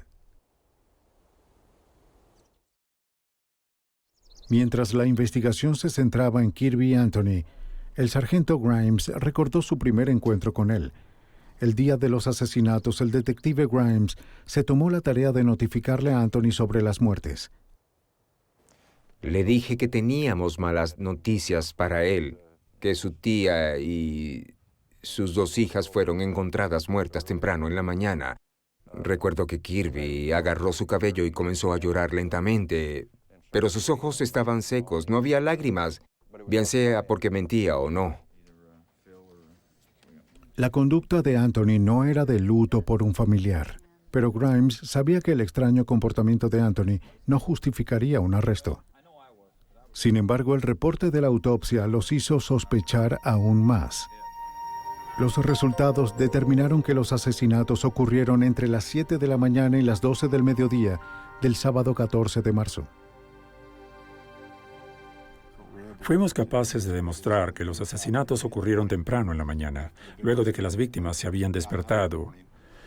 Una de las víctimas había comido cereal, la otra estaba comiendo cereal en ese momento.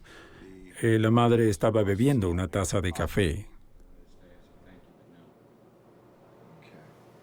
Establecer la hora de las muertes hizo que la coartada de Anthony fuese irrelevante, la cual era que estuvo en una fiesta hasta el sábado en la mañana. Admitió que bebió, fumó marihuana y consumió cocaína. ¡Despierta! Vamos, amigo. Dijo que regresó a la casa que comparte con Dan Grant a las 7 de la mañana y luego volvió a salir alrededor de las 8:45.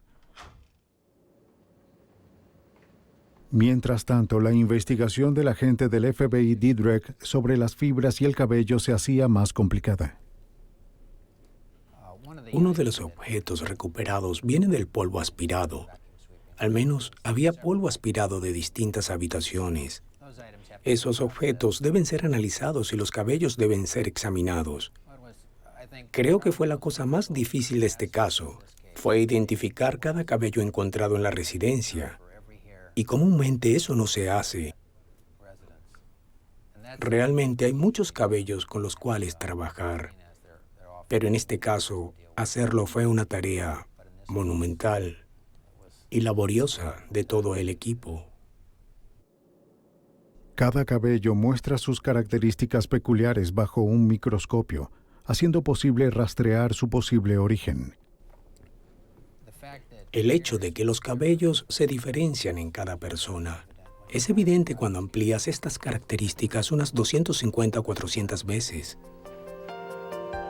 Para examinar las fibras y los cabellos encontrados en la escena, Didrek utilizó 2 microscopios de comparación de alta intensidad conectados por un puente óptico, uno para los materiales reconocidos y otro para los que faltaba identificar. Ya que Anthony vivió un tiempo con los Newman, era probable encontrar su cabello en el apartamento. Era importante establecer si los rastros de cabellos eran antiguos o recientes. Didrek revisó el contenido de la aspiradora utilizada en la casa de los Newman.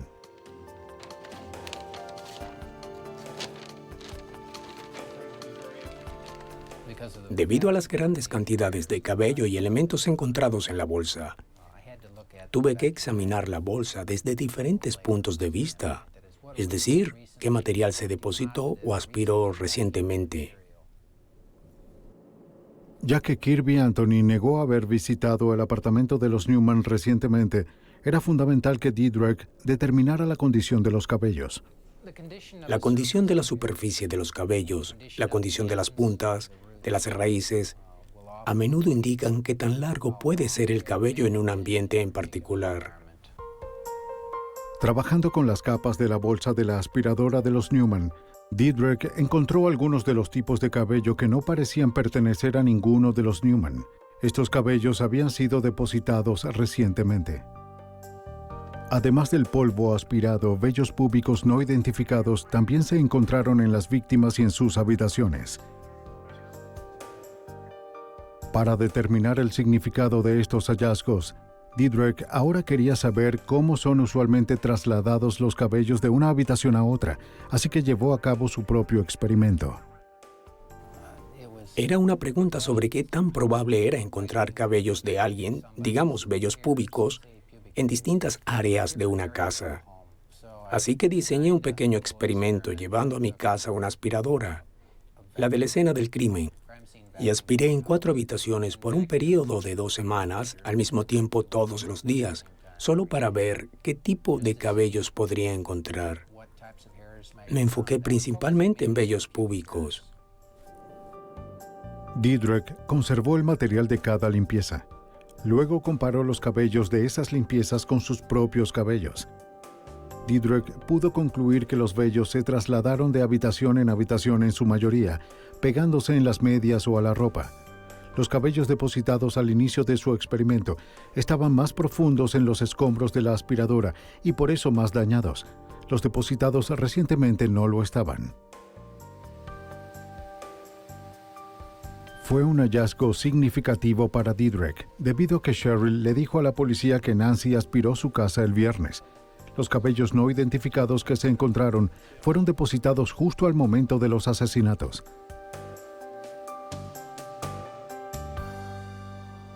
Bajo un escrutinio microscópico se descubrió una evidencia importante. Un vello púbico que poseía una liendre asociada al piojo púbico se encontraba en el paño húmedo hallado en el baño de los Newman. Didrek les reveló sus hallazgos a los investigadores y esperó por una muestra del sospechoso para poder hacer una comparación. Había al menos 6 individuos que eran considerados como principales sospechosos. Los investigadores recibieron listas del Departamento Estatal de Correcciones de Personas con historia de delitos sexuales o violencia liberadas recientemente. Algunas de ellas vivían cerca del área de los Newman. Para descartar a estos individuos como sospechosos, cada uno fue ampliamente interrogado y se verificaron todas sus coartadas. La policía continuó interrogando a Anthony. Él no admitió nada, pero con cada interrogatorio los detalles sobre el lugar donde estaba y lo que hizo esa mañana cambiaban ligeramente. Todavía estoy muy... Eso era un tipo de indicador de lo que tendríamos que lidiar con Kirby desde el comienzo. Fueron esas pequeñas mentiras que no eran necesarias, pero que igual quería decirlas. Intentaba... Sin conocer el análisis de Didrek, los investigadores le pidieron a Anthony entregar muestras de cabello y de sangre.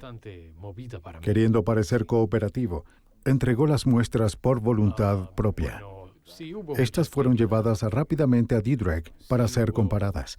Al día siguiente, Didrek le notificó a los investigadores que Anthony tenía piojos púbicos. Por supuesto, sí. Claro. Eso probablemente fue el descubrimiento más significativo. En ese punto podríamos comenzar a enfocarnos en Kirby como el sospechoso. Cuando fue confrontado con la evidencia de cabello y la liendre encontrada en el paño, Anthony confesó tener piojos.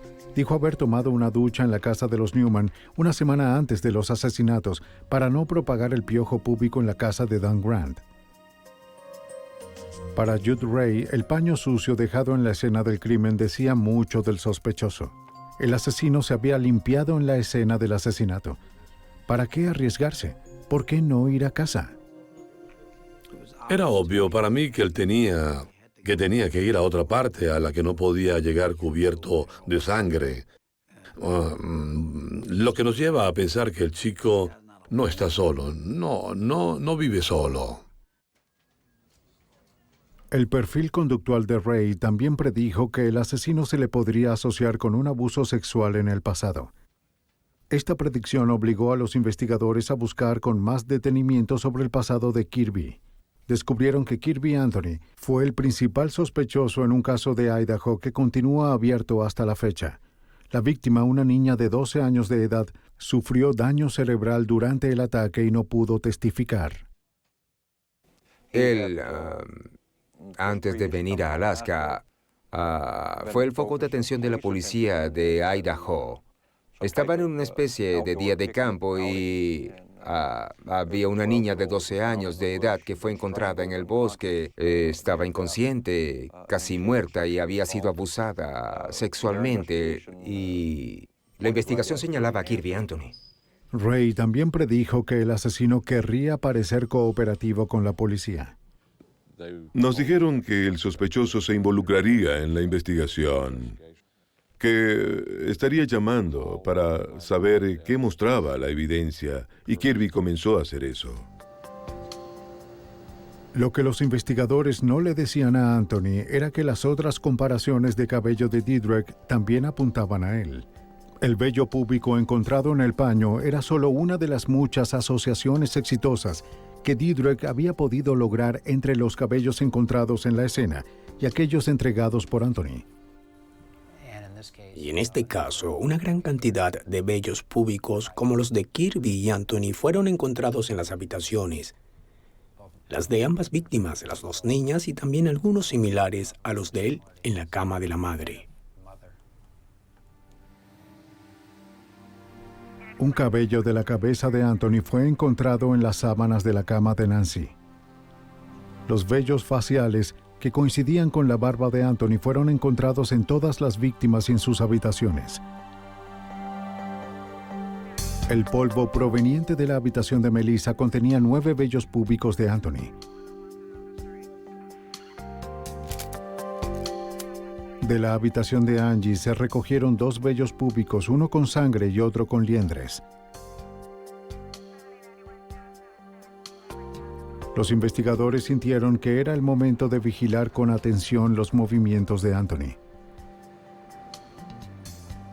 Bajo vigilancia, los investigadores conocieron los lugares que Anthony frecuentaba y lo siguieron discretamente por la ciudad. Esperaban que les revelara algo a sus amigos, que luego pudiese implicarlo en los asesinatos. De hacerlo, los investigadores lo descubrirían pronto.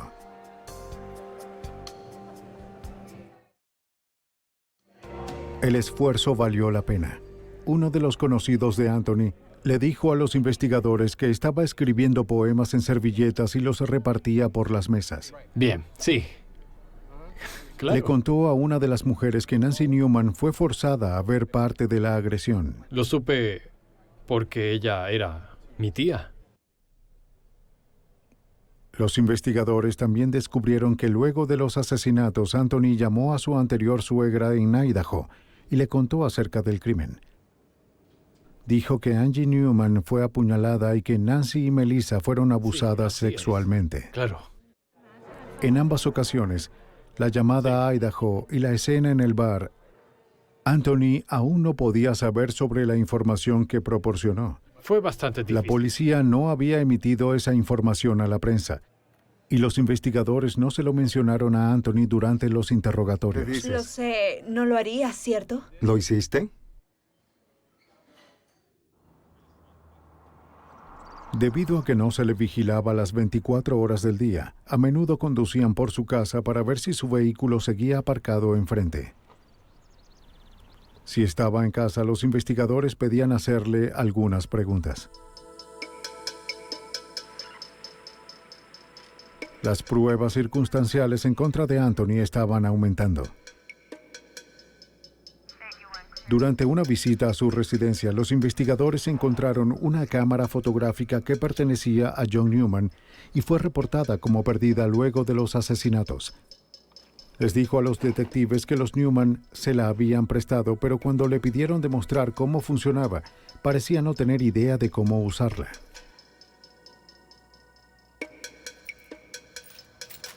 Otro objeto perdido de la casa de los Newman parecía guiarlos hacia Anthony. El dinero extraviado proveniente de la lata de galletas que solo contenía monedas. 3 amigos de Anthony le contaron a la policía que lo habían visto envolviendo monedas o pagando con fajos de monedas. Luego estaban las huellas. La huella palmar de Anthony fue encontrada en la pared sobre la cama donde Melissa Newman fue abusada. Las huellas halladas en la lata de galletas sobre la mesa de la cocina coincidían con las de Anthony. También encontraron sus huellas en el armario de la sala y en la puerta principal del apartamento. Otro lugar en donde hallamos las huellas de Kirby fue en la parte trasera de la puerta de la habitación de la madre. Una vez más, su posición era tan significativa que nos llevó a creer que quizás alguien intentaba escapar de la habitación. Y él ya tenía otras evidencias en su mano. Cerró la puerta con fuerza, dejando no solo sus huellas, sino también otras evidencias que fueron encontradas en la escena. La evidencia era abrumadora. En el largo mes de investigación, cada sospechoso fue descartado excepto por Kirby Anthony. Muchas gracias. Cuando llegó a casa, ¿había alguien ahí? Para los investigadores, era el momento de emitir una orden de captura. Llegó hace 2 meses con su... Judd Ray les advirtió a los investigadores que el asesino intentaría escapar si se sentía demasiado presionado. La creciente intensidad de los interrogatorios policiales puso a Anthony nervioso. ¿Había alguien más ahí? No lo sé. ¿Qué tal, amigo? Judd Ray tenía razón. Anthony le contó a su compañero Dan Grant que se iría del pueblo. Nada, no sé nada. Le pidió no decirle a la policía. Sí, buena suerte, amigo.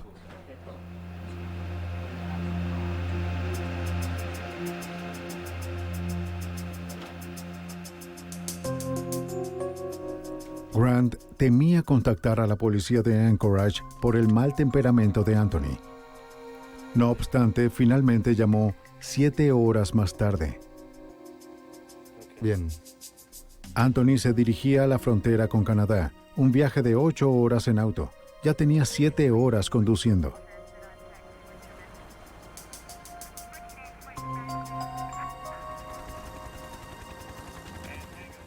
Anchorage y la frontera con Canadá están separados por cientos de miles de tierras deshabitadas.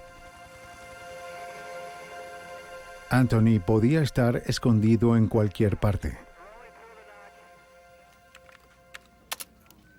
La policía contactó rápidamente a la oficina de aduanas de la frontera entre Alaska y Canadá. Describieron a Anthony y a su vehículo y le dijeron al oficial de aduana que Anthony era sospechoso por triple homicidio. Esperaban que estuviese en camino.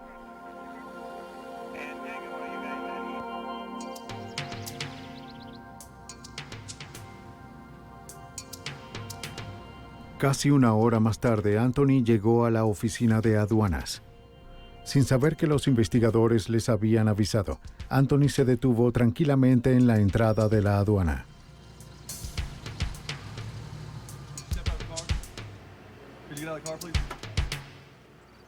¿Qué ocurre? Fue detenido e interrogado hasta que la Policía Estatal de Alaska llegó. Fue arrestado por conducir con una licencia suspendida y fue regresado a Anchorage. Gracias a todos por la bienvenida. Mientras era entregado a la policía de Anchorage, le leyeron sus derechos y fue acusado. Triple asesinato de primer grado, 2 abusos sexuales y un secuestro No consumado. todo es como parece. Bajo las leyes de Alaska se puede acusar a alguien de secuestro si la víctima fue atada durante la agresión. Melissa Newman había sido atada durante el ataque. Comenzó a gritar, sobresaltado. ¿De qué secuestro hablan? Lo cual nos pareció extraño porque había sido acusado de triple homicidio y de 2 abusos sexuales, pero él gritaba por ser acusado de secuestro. Para ese momento, la evidencia forense estaba tan completa que la policía creía poder reconstruir cómo fueron brutalmente asesinadas Angie, Melissa y Nancy.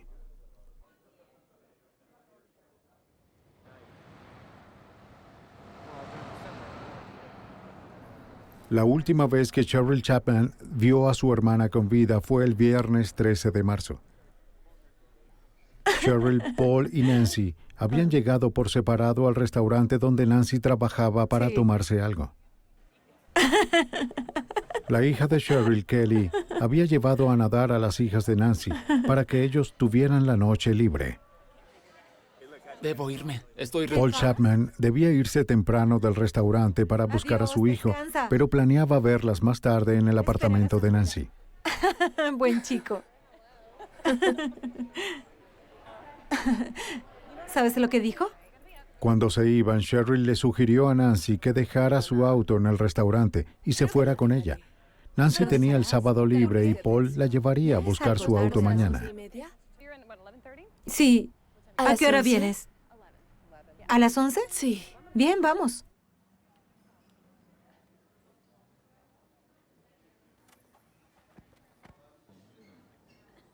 Cheryl, Paul y Nancy terminaron en el apartamento de Newman para esperar a Kelly y a las niñas. Se sentaron, reían y hablaban hasta las 9:45 cuando las chicas llegaron.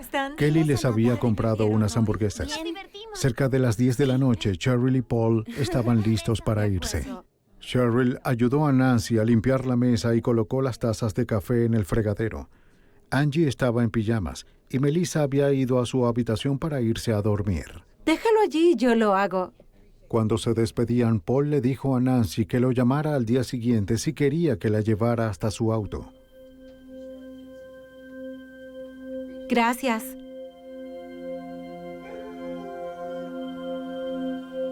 Entre las 7 de la mañana y el mediodía del sábado 14 de marzo, Kirby Anthony llegó al apartamento de los Newman. Él es la única persona que sabe qué pasó después.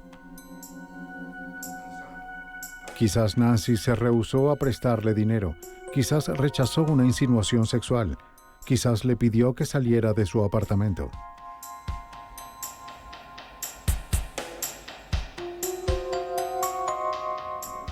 Sea lo que haya sido, su ira explotó.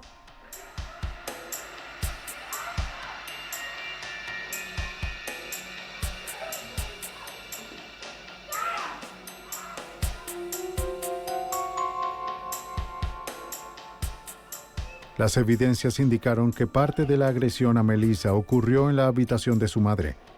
Ambas tuvieron que haber sido atadas y sus cuerpos mostraban señales de que así fue. ¡Ayuda!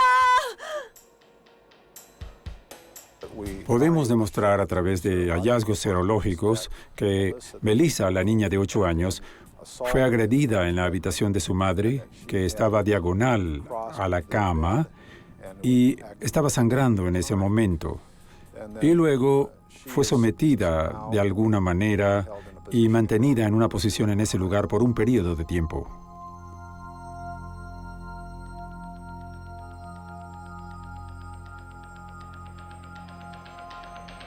Melissa Newman probablemente presenció la violación y el asesinato de su madre. Luego fue llevada a su habitación donde fue agredida de nuevo y asesinada.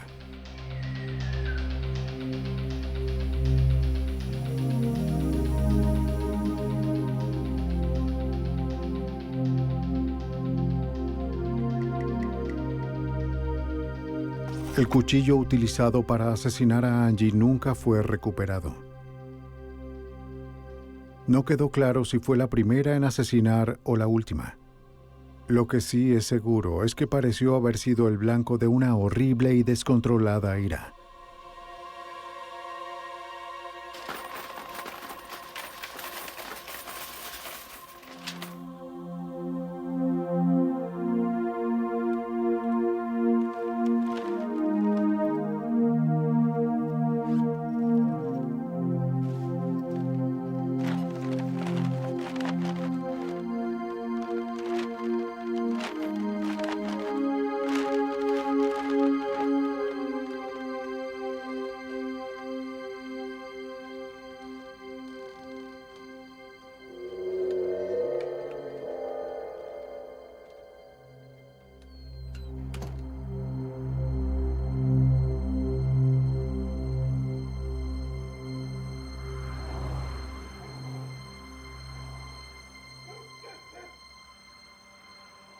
Nancy Newman no llamó al día siguiente a Paul Chapman para que la llevara hasta su auto, ni respondió a su teléfono las muchas veces que su hermana intentó contactarla.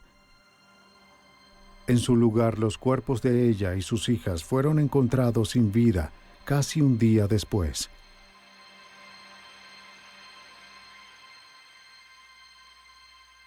El rencor en contra de Angie pudo haberse creado en las pocas veces que Anthony cuidó a las niñas. Según dicen, la llamaba maleducada. Pero para los cercanos a las víctimas y los investigadores que trabajaron en el caso, nada explica el salvajismo de Kirby Anthony. Creo que no puede separar cualquier cosa que pudo haber causado que un hombre tuviera un ataque homicida como el de Anthony. Y la mayoría de las veces creo que Kirby Anthony no sabría decir por qué él haría algo como eso. Un John Newman muy afligido estuvo sentado en completo silencio durante el juicio de su sobrino. Luego de 8 semanas de declaraciones, el jurado llegó a un veredicto el 3 de junio de 1988. Anthony, sin barba, se veía muy confiado mientras esperaba por la decisión.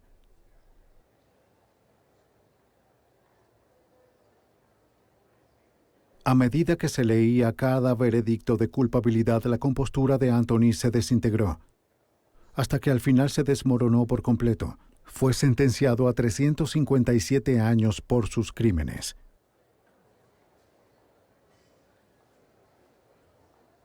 La condena de Kirby Anthony casi representaba un manual de trabajo policial cooperativo. La policía de Anchorage le proporcionó la evidencia recolectada al FBI de una escena del crimen cuidadosamente protegida.